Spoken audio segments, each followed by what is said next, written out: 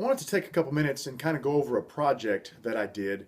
I made a couple of cooler boxes for Christmas. I thought about doing a build video, but after watching Donald's video, and I think when you watch it you'll agree, there's really no way to improve on it. He did a fantastic job, and over at his website he's also offering Google SketchUp plans for this project.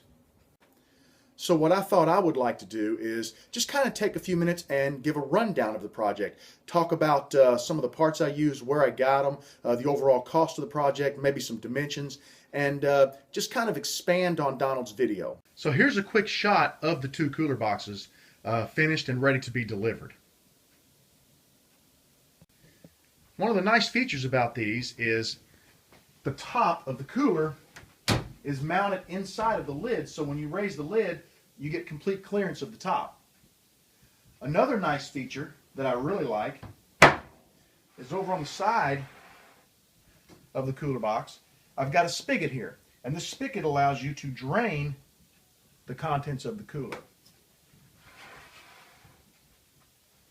The heart of this project is a 52 quart Igloo cooler.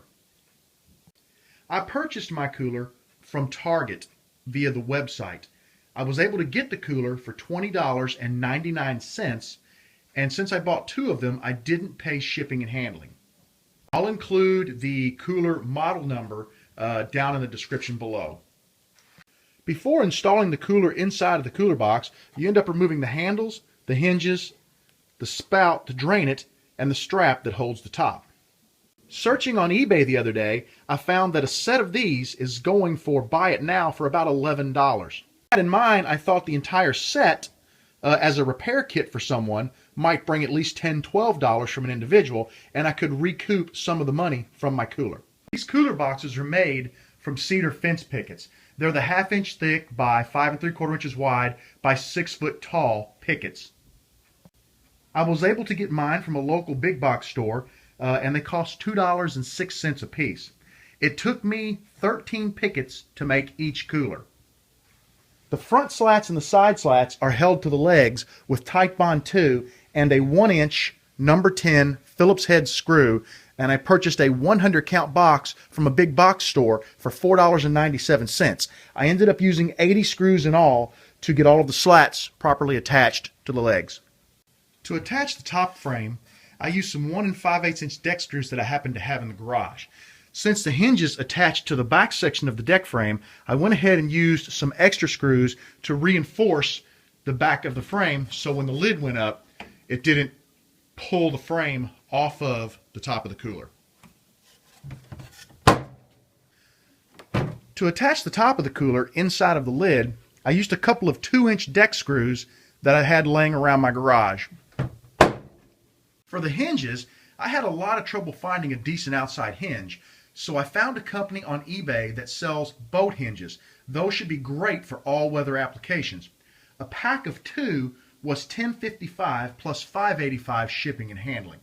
I'll put the link to where I purchased them down in the description. I have a bronze sash handle on the top, as well as one on each side of the cooler box. I picked those up at the big box store for $2.91 a piece. You'll need a total of 3 handles per box.